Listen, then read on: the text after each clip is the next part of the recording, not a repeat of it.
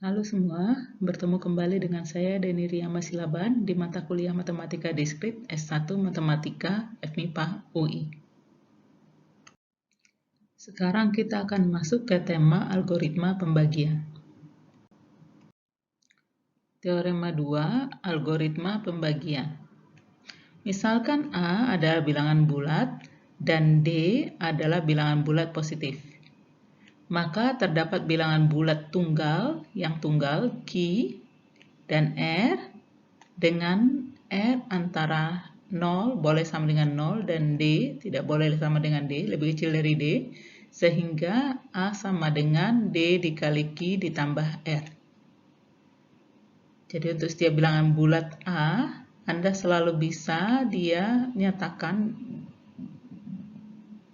dia sebagai D dikali Q ditambah R, di mana D ini adalah bilangan bulat positif dan Q ini adalah suatu bilangan bulat, sementara R itu adalah bilangan bulat yang berada di antara 0 sampai D. Boleh 0 tapi tidak boleh sama dengan D. Ini kita sebut dengan algoritma pembagian. Kalau Anda lihat sebenarnya ini bukan algoritma ya. Jadi ini adalah suatu sebenarnya persamaan gitu. Tapi secara tradisional ini disebut namanya algoritma pembagian, jadi kita tetap menggunakan nama itu. Dari algoritma pembagian, tadi kita memperoleh ada persamaan A sama dengan D dikali Q ditambah R, di mana A bilangan bulat, dia adalah bilangan bulat positif, Q dan R adalah bilangan bulat, di mana 0 lebih kecil sama dengan R lebih kecil dari D. Dalam hal ini, D nanti kita sebut sebagai pembagi atau divisor. A kita sebut yang dibagi atau dividend, dan Q kita sebut hasil pembagian atau quotient, sementara R kita sebut sebagai sisa pembagian atau remainder. Notasi untuk quotient dan remainder, Q itu akan sama dengan A div D. Kita akan beri dia notasi A div D, yaitu hasil pembagian A oleh D, sementara notasi untuk R atau remainder itu kita beri A mod D. Itu artinya adalah sisa pembagian A oleh D, yaitu R. Notasinya jadi untuk quotientnya kita beri notasi A div D, sementara untuk remindernya kita beri notasi A mod D. Nah, perlu diperhatikan bahwa A div D dan A mod D untuk suatu D yang tetap merupakan fungsi dari himpunan bilangan bulat. Mengapa fungsi? Sebab ketika D sudah tetap, maka A div D itu akan memetakan A ke hasil pembagian A oleh D. Sementara A mod D itu akan memetakan A ke sisa pembagian A oleh D. Misalnya kalau kita punya A sama dengan 5 dan D sama dengan 2, maka 5 div 2 itu akan memetakan 5 ke 2 ya, karena kalau Anda membagi 5 dengan 2 maka hasil pembagiannya adalah 2. Sementara 5 mod 2 itu akan memetakan 5 ke 1, karena ketika Anda membagi 5 dengan 2 maka hasil sisa pembagiannya adalah 1. Jadi itu adalah pemetaan. Jadi nanti 5 dimetakan ke 2 di A div D, sementara di sini 5 dipetakan ke 1 untuk A mod D. Jika A adalah bilangan bulat dan D adalah bilangan bulat positif, maka A div D itu akan sama dengan floor atau pembulatan ke bawah dari A dibagi D. Dan A mod D itu akan sama dengan A dikurang D dikali pembulatan dari ke bawah dari A dibagi D. Terkait dengan definisi sebelumnya ada latihan. Tunjukkan bahwa jika A bilangan bulat dan D bilangan bulat yang lebih besar dari 1, maka quotient dan remainder yang diperoleh jika A dibagi dengan D adalah floor dari A per D dan A dikurang D dikali floor dari A per D. Ini untuk latihan ini Anda coba sendiri. Contoh, cari quotient dan remainder jika 101 atau 101 dibagi dengan 11. Jawaban, diketahui 101 sama dengan 11 kali 9 ditambah 2. Sehingga quotient apabila 101 dibagi 11 itu adalah 9. Jadi 9 adalah hasil pembagian 101 dengan 11. Dan 9 itu adalah 101 div 11. Jadi hasil pembagian 101 oleh 11.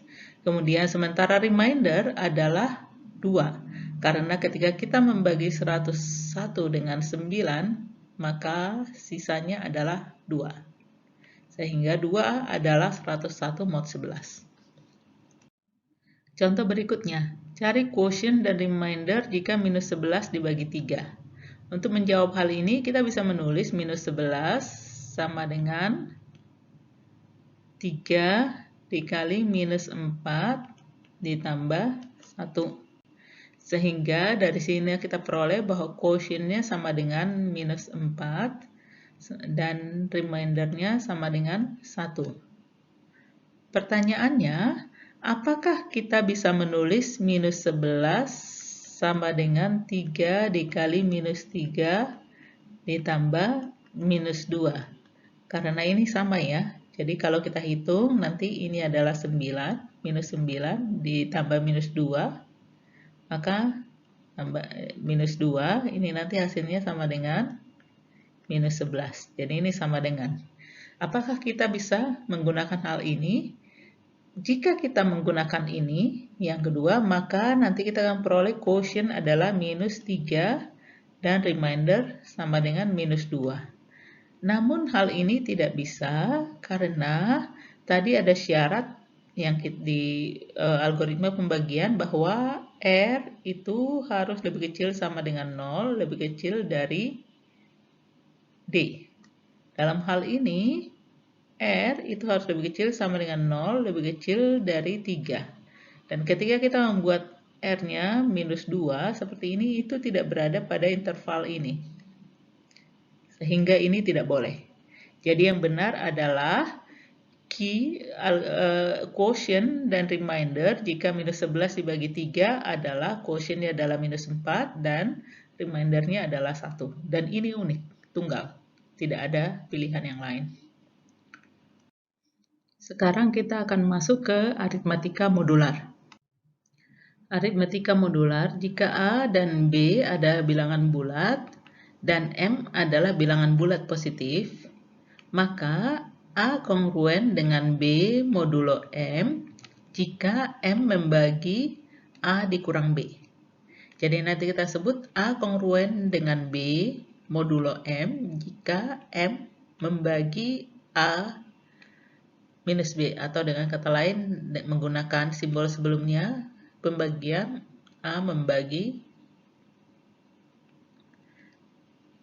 menggunakan simbol sebelumnya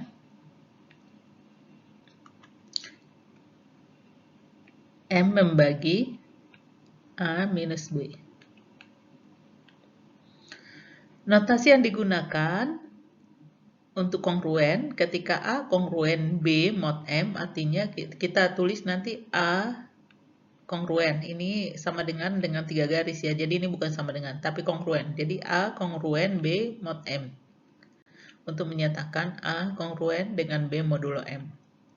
Jika A dan B tidak kongruen modulo M, maka kita tulis A tidak kongruen B modulo M. Di sini ada catatan yang perlu mendapat perhatian kita.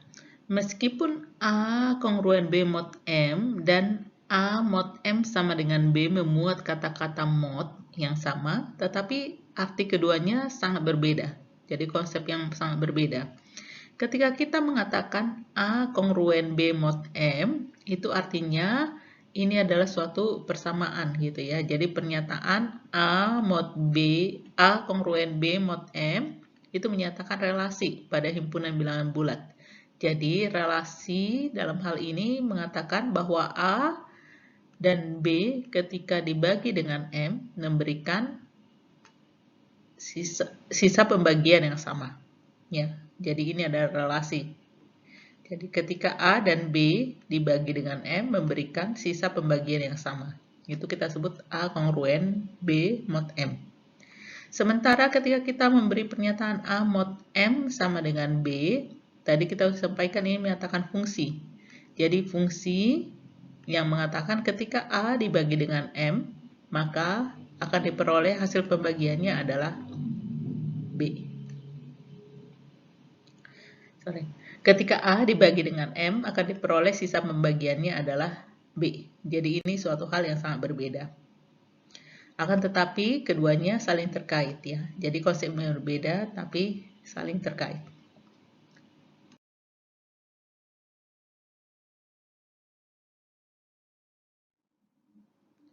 Contoh, periksa apakah 17 kongruen dengan 5 modulo 6 dan apakah 24 dan 14 kongruen modulo 6.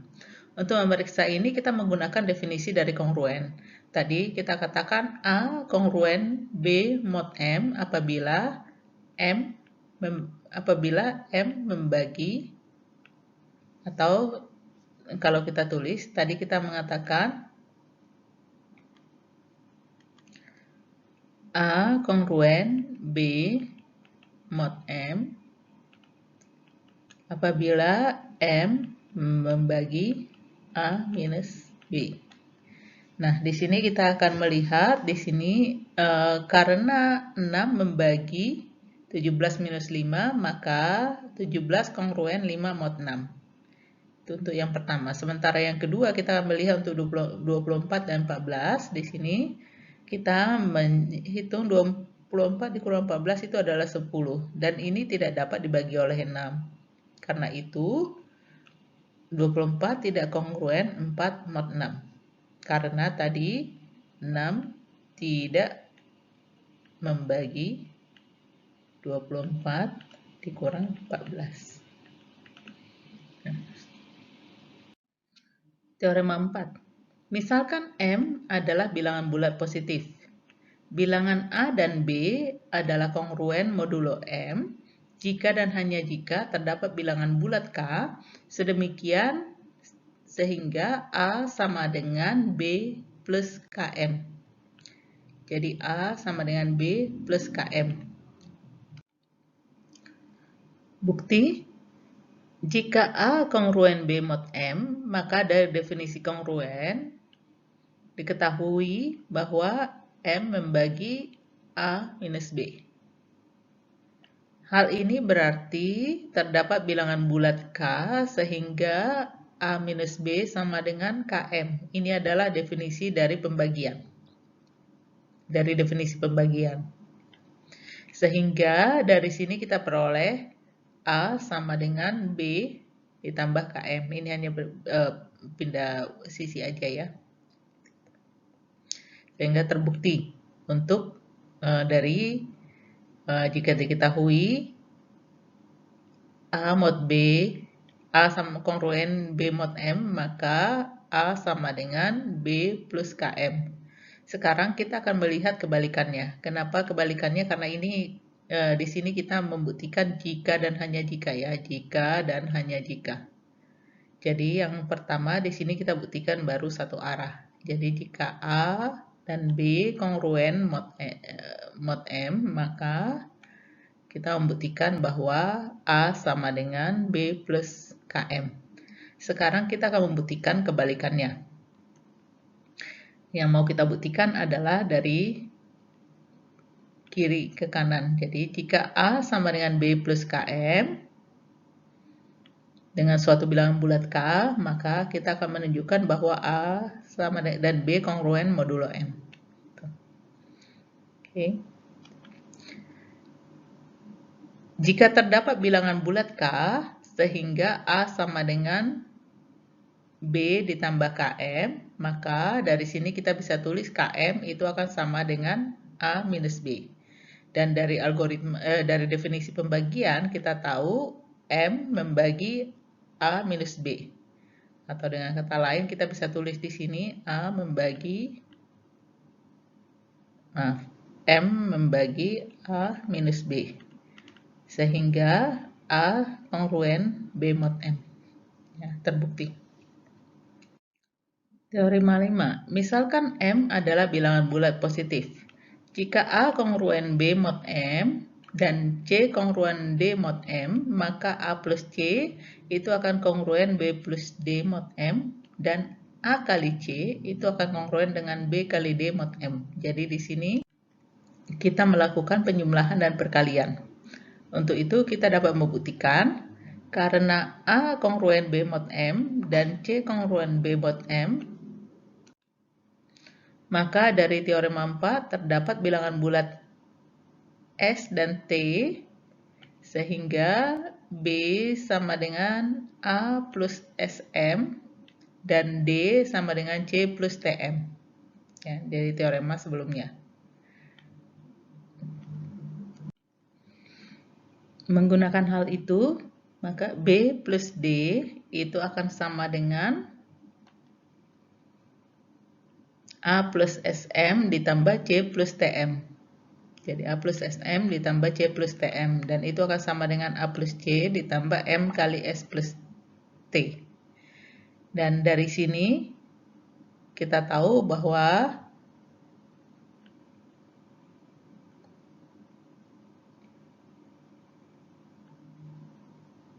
A plus C itu akan sama dengan B plus D mod M, ya. Jadi kita akan memperoleh ini. Selanjutnya, kalau kita mengalihkan B dengan D, maka kita akan memperoleh dari sini B itu adalah A plus SM dikali dari sini C plus TM. Dan kalau kita kalikan, kita akan memperoleh ini AC dan ini adalah sesuatu yang bergantung kepada M. Jadi M dikali suatu bilangan bulat, ya. Penjumlahan dan perkalian bilangan bulat hasilnya adalah bilangan bulat. Sehingga dari sini kita bisa menyimpulkan bahwa AC itu adalah kongruen BD mod M. Nih. Sebagai contoh, karena 7 kongruen 2 mod 5 dan 11 kongruen 1 mod 5, maka dari teorema 5 kita peroleh 7 ditambah 11, yaitu 18, itu akan kongruen dengan 2 ditambah 1, atau 3 mod 5. Ya. Kemudian 77 atau 7 dikali 11, itu akan kongruen dengan 2 dikali 1. 2 dikali 1 atau 2 mod 5. Tadi kita sudah melihat bahwa kongruensi bisa dijumlahkan dan bisa dikalikan. Namun ada catatan di sini, kita harus hati-hati menggunakan kongruen. Ada beberapa sifat yang diharapkan benar, tetapi ternyata tidak valid. Contohnya, jika AC kongruen BC mod M, maka kongruensi A kongruen B mod M mungkin salah. Contohnya bagaimana? Misalnya kalau saya berikan contoh, jika 2 kali 3 akibat 2, misalkan M merupakan bilangan bulat positif, dan misalkan A dan B adalah bilangan bulat, maka A plus B mod M itu akan sama dengan A mod M ditambah B mod M mod M. Dan A kali B mod M itu akan sama dengan A mod M dikali B mod M mod M. Buktinya akan kita lihat di halaman berikutnya. Bukti ini yang akan kita buktikan. Ini tadi isi yang akan kita buktikan. Jadi misalkan M merupakan bilangan bulat positif dan misalkan A dan B adalah bilangan bulat, maka A plus B mod M sama dengan A mod M tambah B mod M mod M, sementara A kali B mod M itu adalah A mod M kali B mod M mod M. Nah, untuk membuktikan ini dari definisi mod M dan kongruen modulo M, maka kita peroleh A kongruen A mod M mod M. Jadi kalau misalnya A kongruen dari A mod M, kongruen dengan A mod M, maaf, A itu kongruen dengan A mod M di mod M, ya. Yang kedua, B itu kongruen dengan B mod M di mod M.